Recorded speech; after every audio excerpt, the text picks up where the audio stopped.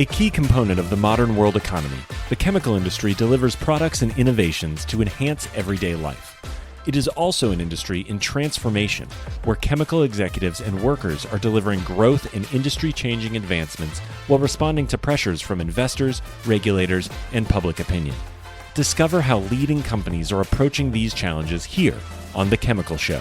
Join Victoria Meyer, president of Progressio Global and host of The Chemical Show, as she speaks with executives across the industry and learns how they are leading their companies to grow, transform, and push industry boundaries on all frontiers. Here's your host, Victoria Meyer.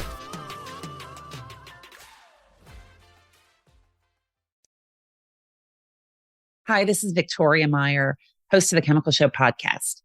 Today, I'm speaking with JT Starzecki, who is the Chief Marketing Officer for 5E Advanced Materials. JT has extensive experience in mining and minerals, focused on market development, raising capital, business strategy, product placement. Prior to joining 5E, he was the Chief Marketing Officer for Anglo American Crop Nutrients and focused on building the largest greenfield fertilizer mining operation around the world. And today he's with 5E, which is a new company that we're going to learn a little bit more about. So JT, welcome to The Chemical Show. Victoria, thanks for having me. Absolutely. What's your origin story? How did you get involved in this space? And it seems like a lot of this space for you has been mining companies. And how does that tie into specialty chemicals? Sure. Like anybody, right? Things come around and take an opportunity and it leads to something else. My background out of university was technology. So it was in market development, workflow automation, things like that. And I've been working with an individual that had made a shift over into the mining sector. And I got a phone call one day and he said, I want to talk to you about something that we're working on that is a project in Australia, but there's a couple of different things in the United States and see if you're interested in it. And my response was, I'm willing to listen, but I wasn't really sure because my career was definitely on track and was going well in the tech sector. And at the end of the day, it was an opportunity that I decided that I was going to take a chance on. I thought if it doesn't work, I can always go back to technology and figure if I can do it for a year and we'll see what happens. And that was 16 years ago. So I ended up jumping in. Time flies when you're having fun. Absolutely. And look, it allowed me to broaden my experience across the globe. I've met some amazing people. I've worked on some amazing projects. It's not always easy. If it was easy, everybody would do it, but it has been absolutely rewarding. So I made the leap into the mining operation, and essentially mining, and specifically mining for fertilizers, has a direct correlation into the chem business, right? So there's a lot of different overlaps when it comes to inputs into the end use of a particular product. A lot of large scale chemical producers also have downstream businesses that sit into the fertilizer space. So there's a lot of correlations there. What we ended up doing at my previous company, Serious Minerals, was nothing short of amazing in the sense that not a lot of new greenfield fertilizer operations came into play. We ultimately had to redefine the market to a degree. We were bringing a set of crop nutrients into the market that were well recognized, but not in the same form factor. So not only did we have to build and finance a large-scale mining operation, we had to educate the market and we had to build a market for a product that hadn't really existed on a large scale. And you start to then build relationships in the traditional fertilizer space. But then when you get out into the global fertilizer market, most of the companies that end up producing some sort of large scale fertilizer also have some sort of chemical or petrochemical offshoot that is part of those overall operations. Interesting. And now you're at 5E Advanced Materials. So tell us about 5E and what it is and where you guys are going. Sure. So 5E is absolutely one of the more intriguing stories out there. And I get it. It's my job to promote our organization. In today's world, especially and we play specifically in the domestic supply of critical materials, decarbonization, sustainability space. When people think about that space, automatically lithium jumps into their head, right? And so lithium is the sexy thing that's out there. There's a lot of lithium startup companies that are out there. Our domestic supply of lithium actually isn't as large as one would think. It's not nearly as large as it needs to be to supply all the anticipated growth for electric vehicles. But people tend to not think about some of the other key materials that are in that whole EV space. Rare earths get a little bit of press, and that's a growing market opportunity. But what doesn't get any press is boron, and that's what we do. So Boron is a product that is in just about, not every product, but it's in a lot of products that we use on a day-to-day basis. So it's actually a micronutrient. So it's in the fertilizer space. So it's in the food we eat. It's in the screens that sit on all of our smartphones. So the Gorilla Glass, it's used in fiberglass, it's used in insulation, it's used in carpet, it's used in steel production, it's used in batteries and permanent magnets and motors. So it has a wide application. It's just one of those things that sits in the background that is never used. And what we have at 5E is we have a large scale, long life operation that we're building that will produce a significant amount of boron and boric acid and boron derivatives. But we also have a lithium carbonate stream too as well. So we do play in that space, but we are a battery materials, long-term sustainable operation. And ultimately that was the draw for me. The draw to come over and join the team was to be the next big thing. And we have a strong belief that boron is the next lithium. So we're excited about what we're doing here at 5E. Interesting. But I would say maybe boron is the next carbon in the sense that when you think about the chemical industry, many of the chemicals that we use have a carbon as the backbone. Carbon is the building block. And so I think we're all really accustomed to that, like everything's coming off a carbon chain. And yet, as you talk about boron in use, it's all around us as well. I think you don't realize, unless you're actually working in it, you don't necessarily realize that. You just take it for granted. And certainly the growing demand as it relates to EV, as it relates to all the technologies that we have, certainly creates that platform for growth. Absolutely. It extends beyond just the EV sector. Look at the wind sector or the solar sector, right? So the glass on the solar panels, that's a borosilicate glass, right? It's resistance to the elements. The wind turbines themselves, boron, it plays a role in creating the permanent magnets and the motors that actually turn the turbines,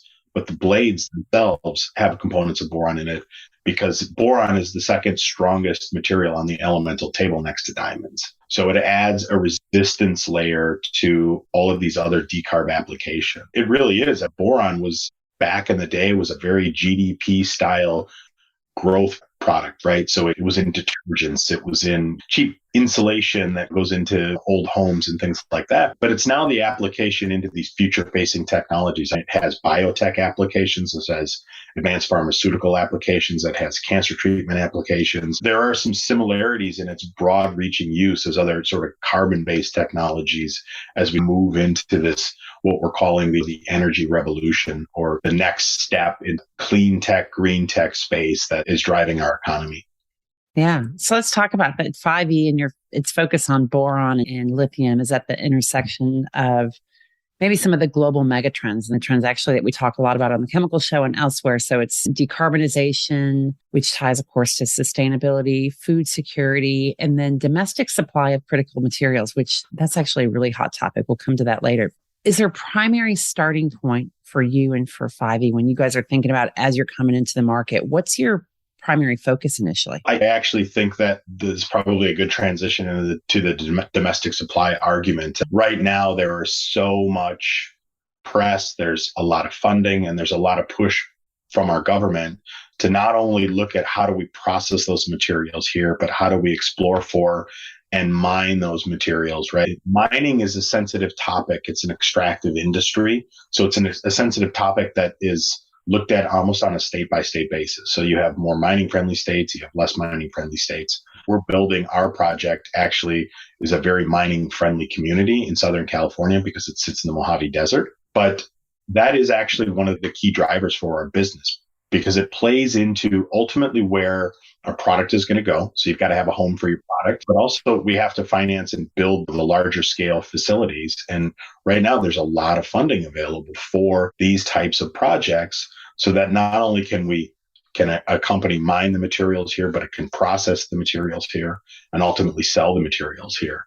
So we do fit into that domestic supply megatrend at the core of what we're doing. And then of course I got to say, JT, that when you say friendly mining community in California, that would not naturally resonate for me. That's surprising to me, actually, because I think most of us look at California and think it's anti-industrial in a lot of ways, right? So wants to reap the benefits of new technologies, of old technologies, of all the things that chemicals go into and boron and boric acid and lithium and all those things. It wants to reap the benefits. but it doesn't want to pay the price in the sense of having it in their production in their backyard.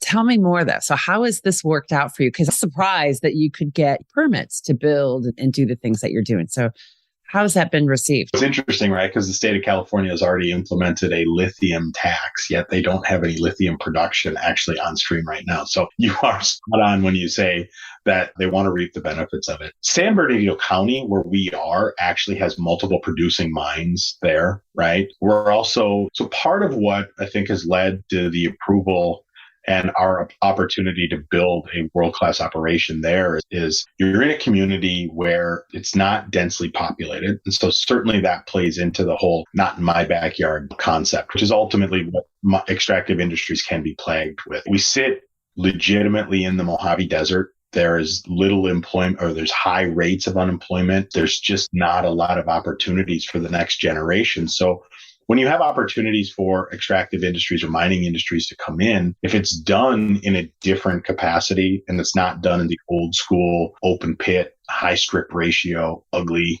large scale, and there are some of those, right? There is some opportunities. Now, we're blessed with a geological setup that allows us to build a very sustainable long-term mining facility with a very low carbon footprint. And what I mean by that is the majority of what we're doing is underground. So the ore body itself sits at between 1,300 and 1,500 feet below surface. So we're drilling small 6 or 8 inch in diameter extraction and injection and extraction wells that all of the processing itself from extracting the mineral takes place below surface. So you don't actually see anything going on. You obviously then have to bring that up. You have to crystallize it. You have to put it into a form factor that you can ultimately sell. But we're going to do that in an area that we're going to add 3 to 4 paying, highly skilled jobs, and we'll bring some economic infusion into the area. We are actually substantially permitted. So we have all of our federal permits in place. We have state permits in place, which is air and most importantly, water. When you're building a project in the desert, we're very fortunate in that we have aquifers that sit within our operation that are designated as non-human consumption and non-agricultural use, only slated for industrial use, which is great for us. And then we've got some county permits that allow us to actually construct the project. So yes, it is very counterintuitive when you think California broadly, but we are specifically positioned. It's actually a very mining-friendly community. We'll be right back. At Ecovist, they're accelerating the transition to a sustainability-driven future. Their long history of innovation, expertise, and customer collaboration supports the development of proprietary catalysts and services across their 2 industry-leading businesses, Advanced Materials and Catalysts and Eco Services. Advanced Materials and Catalysts is a leader in proprietary and customized technologies for polymers, cleaner fuels, emissions control, and circularity. Eco Services is the largest North American recycler of spent sulfuric acid. Ecovist, your catalyst for positive change. And then you guys are actually building conversion to boric acid at that same site, is that right? Yeah. And so what we're very fortunate in the sense that how we're mining. So we're mining in situ leaching. So you essentially inject a very highly diluted hydrochloric acid into the ore body itself. It sits in a casing. It's injected into the ore body. It dissolves the ore body, and then you pull it back out into what we call a pregnant liquor solution, which is basically a solution that has all the minerals in it. We then run it through a crystallization process, which essentially kicks out the boric acid, lithium carbonate, and some gypsum. So we have a beneficial processing and mining operation that gives us a second derivative product rather than actually having to dig out raw ore, processing it into a second. So we don't add that second step, or essentially built in. So so we have a boric acid production facility that's built into the mining operation. Interesting. Okay, cool. I didn't realize, again, that's not my land of chemicals. My land of chemicals is in the carbon space. So that's interesting to me how that all plays out. We're writing the playbook on in situ leaching operations for boric acid. So you have in situ leaching operations all over the globe, and it's used in every sort of operation you would see. It's uranium mining is done that way. There's potash mining that's done that way. And essentially what our ore body is a is a potassium-based boron ore body. So will react very similar to what some of the in situ potash mining, solution mining operations. Interesting. How does decarbonization then fit into this? I know that's a big part of the value driver for you guys as well. So think of our sustainability program and our decarbonization efforts in two veins. So the mining operation that I just talked about is very environmentally friendly in the sense that we're not digging. It's not a challenge eyesore. We don't have significant emissions, and we actually have a closed loop system. So about 95% of what we utilize is recycled back through the system, which means we're not a significant draw upon water. We're not going to have endless amounts of hydrochloric acid. So our mining operations itself have a very low carbon footprint, but also the boric acid and the boron derivatives that we use have a wide application into decarb technologies, right? So as I mentioned earlier, wind turbines encompass a lot of boron through the construction of the blades, through the permanent magnets that sit in the motors, the borosilicate glass that plays into solar panels. So all of the growth that companies or banks specifically. So there's a well-known report out there by Credit Suisse that looks at the forecast of boron demand moving forward. And the majority of that growth is coming in all in decarbonization applications. So there's upward pressure in the price points because of these future-facing technologies. What that's going to mean for some of these lower end products is they're going to have to find something else to utilize. And I don't want to use the word substitute because there is actually no natural substitute for boron. But those lower end applications will fall off because the demand for boron is going into solar, wind, EVs. So that's how we play in the decarbonization arena. That makes sense. So what's been the biggest challenge for you and for 5E as you're building the business, as you're raising the awareness of the company, and even identifying its ultimate customers? The biggest challenge that we're facing, at least have to date with 5E, is simply educating the market on boron. And one of the statements I made earlier is lithium is the sexy thing that's out front. Nobody knows boron, but boron actually has just as many applications in the decarb space. We're spending a lot of time, certainly this year, in educating the domestic market on the importance of boron and the widely used applications of boron. So that's been a bit of a challenge, but it's a challenge that I think we're starting to successfully overcome. So that's been good. We go into investor presentations, we go into industry presentations, we go into sector presentations, and people now starting to understand the value of boron. So that's probably been the biggest challenge that we've had to overcome. Yeah. And partnerships is going to play a big role for you, right? So I know you guys have already lined up some partners in terms of developing your product lines. What role is it, and how are you looking at partnerships as you go forward?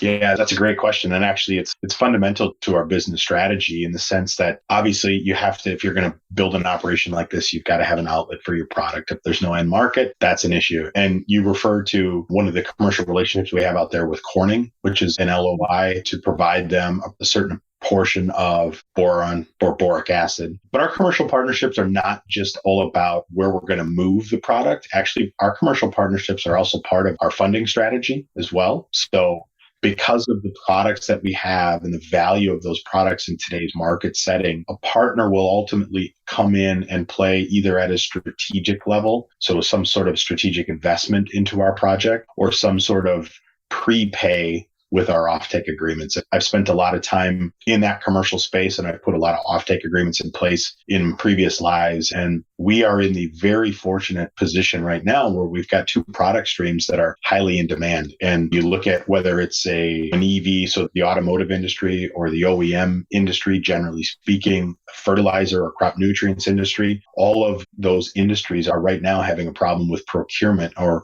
when they look at long-term procurement of products, that's primary to the concerns that they're trying to overcome right now. So so the commercial side of what we're doing and our customers and end users ultimately are going to play a role in where the product goes, but also in ultimately our capital stack and how we're going to finance a project. Yeah, that makes a lot of sense. And I've had conversations with a number of startup innovative businesses such as yours. And one that comes to mind is Avantium, which is they're in the plastic space. So they've got new technology, sustainable technology to replace PET. I'm not going to get into all the chemical stuff, but PET. But one of their things is they've locked in a lot of partnerships / offtake agreements because that's clearly a way to generate pull through and it's a way to generate funding. And I think this is something we're seeing quite a lot as innovators, new technologies, new companies are coming to market, is locking in offtake and also locking in those partnerships and funding in order to continue to secure and develop that.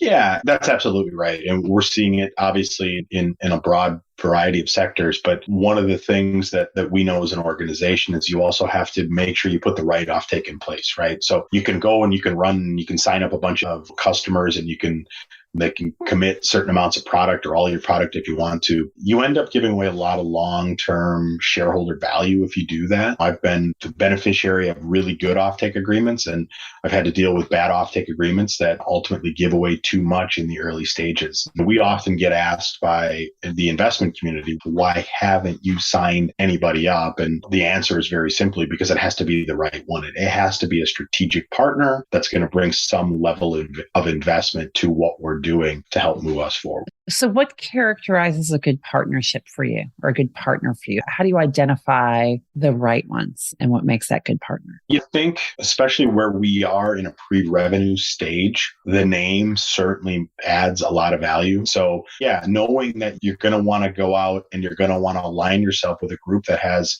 broad reaches and broad distribution. Because the one thing you don't want is you don't want a customer that ultimately says, we want a whole bunch of product, but doesn't have the ability to actually utilize that product or move that product. So in the case of a Corning, you're going to be looking at using our boric acid in the construct of products that they already have in place, right? So they have market penetration, right? They have market share. And so that's another criteria that you look at is not only do they have the ability to follow through on these offtakes, but then do they have the ability to utilize it and make sure that it's being utilized in an effective way? You also want to look at the ability to create more shareholder value through maintaining or increasing price points. And if you're looking at markets that are essentially going to be saturated in the near future, you limit your ability to have higher price points and return more value to your shareholders. So those are some of the criteria that you look at. And then, of course, you also have to look at financial positions. I use an analogy in the fertilizer space that you have fertilizer producers that historically have had a lot of cash to deploy into other infrastructure and other production. You have blenders and distributors that run off really slim margins. They're not going to be as free flowing with their cash. Knowing where your partner sits from that perspective is also fundamentally part of that equation. Yeah. How important is product development, innovating new products? Is that something you're looking for as you look at your partners today and in the future? We absolutely are. And so the reason that we call ourselves 5E Advanced Materials is ultimately we are not what I would call a dig and dump operation. So we're not going to just mine all the product and sell it away. We're ultimately in the business of creating an advanced materials portfolio of products. We have some absolute rock stars in our organization that have been there and done that before. And that's when we look at what we're going to do over the 50-year mine life. That's where we're going to drive as much shareholder value as we possibly can, because we'll develop our own suite of products, or we will be in conjunction with our commercial partners to develop this suite of products that ultimately helps us dictate price points. It also helps us dictate, where the product flows. And so it's win-win. So that's 100% at the forefront of our thinking. Yeah, absolutely. And I know that your leadership team has a lot of experience elsewhere in the industry, Albemarle and elsewhere in specialty chemicals and developing those advanced material solutions. So it's clearly part of that long-term picture for you. Yeah, absolutely. When the company decided that it was going to re-domicile here to the U.S., list on the NASDAQ, the board went through a process with some of their advisors to look at the type of skill sets and the people we needed to bring in. And I think they did a fantastic job in looking at people that have been in that specialty chem space, lithium and bromine and other items. And so that brings a lot of knowledge, a lot of experience, and a lot of relationships to the table. So yeah, you're right. Our leadership team is absolutely stacked from that perspective. Yeah, that's critical. So as a new entrant, what I think is interesting is that 5E has the opportunity to be different, right? So if we look at the chemical industry, 100 plus years old, if we look at mining, I don't know, millions of years old, maybe depending on how long we believe the earth has been around and we've been mining. And so there's just a certain way that business is done that many companies feel to a certain degree stuck in doing business a certain way because that's their heritage. They've grown up in that space. As a new entrant, 5E's got the opportunity to be different, right? Different in your approach to business and your approach to customers and markets. How are you guys thinking about that? That's a really interesting concept. And it's actually something that we dealt with at my previous organization too, because chemical industry, much like the fertilizer industry, is very much used to doing business in a certain way. And let's be honest, right? It's been profitable. And it works. Yeah. It works, right? And the shareholders love it and management loves it and customers love it and it's great. But it's not how you're going to sustain things generation to generation. And you're right. So the fact that we have the ability to be more in lockstep with customers, right? Where customers actually have sort of interest in the business as a whole and just beyond supplying of product, right? So take the auto industry, for example. Nobody would have ever sat 20 years ago and said that the auto industry are going to start to employ geologists on their staff to look at deposits where they're actually going to be taking product and using it in their future production. You would have thrown that concept out. You would have been looked at like you have five heads. Yeah, it's laughable. Yeah, it is. And so it's that alignment between the business and the customers that is evolving, and it's evolving beyond, and it's companies like us that are having to push that envelope, right? To have it evolve beyond a simple supplier, vendor customer relationship. That just for upstart companies like any pre-revenue company or upstart companies trying to have emerging technologies, it doesn't work that way anymore. And so we have a chance to be a very significant player in the space that we're targeting, but do it in a way that has shifted the paradigm. And look, we're not the only ones doing it, but when you look at some of our peers in these particular spaces, that's ultimately what we're trying to accomplish. So it's that redefinition of the vendor customer relationship that I think it will ultimately change the paradigm. Awesome. That's cool. What's next for you and for 5E when we look ahead to 2023, which is right around the corner? What should we be looking for? Big things for us from a commercial and from a operational perspective. So we are building a small scale facility right now that will be mechanically complete by the end of the year. We'll need the first quarter of next year to commission that plant. And then as we move into Q2, we'll be able to start throttling up production from that plant. So we will have product that will be coming out, right? You'll go through multiple cycles of running to test. You want to get your flow rates right. You want to get your head grade right. You want to get all of that correct. So you're going to see a lot of catalysts in the operations perspective, commercially too as well. We are in some pretty significant discussions with a variety of customers that I think are going to help us go to the next step in the next part of the evolution of this company. So you're going to start to see some things from a commercial perspective. And we're very hopeful, given where we are today in our government program, that you're going to start to see some news flow that'll come out of 5E that will start to look at how is the government supporting us from a partnership and funding perspective. So 2023 should be a fantastic year. It'll be another year of milestones. We hit a lot of milestones in 2022, and we've got a lot of stuff set up for 2023. We'll then go into a process where we'll start to scope out how do we go from our small scale facility into our large scale sort of production and operation. So 2023 is going to be a great year for us. That sounds great. JT, thank you so much for joining us today. I appreciate that. Yeah, I've enjoyed it, and hopefully we've been able to raise the spotlight a little bit on boron, and hopefully our listeners end up taking a look at and see exactly what boron does in the sustainability industry. So thank you again for having me. Thank you. And thanks everyone for listening to The Chemical Show today. Keep following, listening, and sharing, and we'll talk to you soon. We've come to the end of today's podcast. We hope you enjoyed your time with us and want to learn more. Simply visit thechemicalshow.com for additional information and helpful resources. Join us again next time here on The Chemical Show with Victoria Meyer.